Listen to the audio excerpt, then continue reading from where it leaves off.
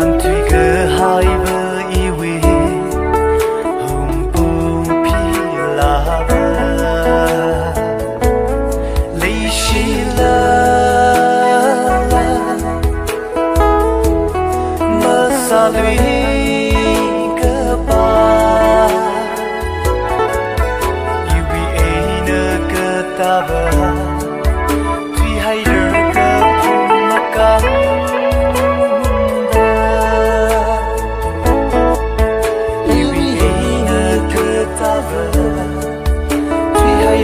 cơ phung mơ căng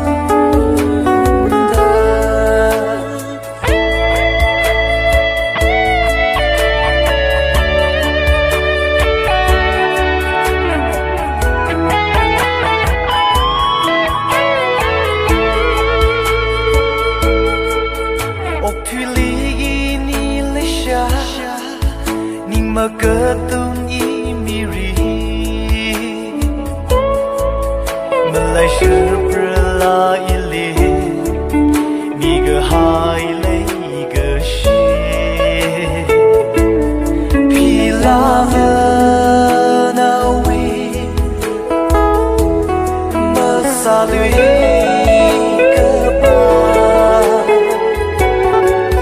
mà khơi giờ cơ thao si Hungpung Philava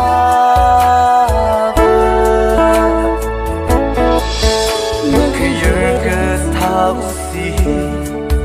Duy hai rơ Hungpung Philava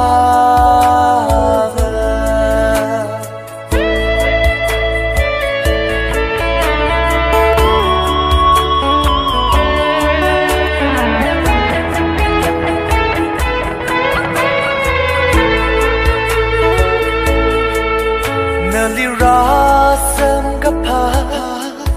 ninh chốt khơ vai xa ha khi xa nơ y li a chơ hi a khơ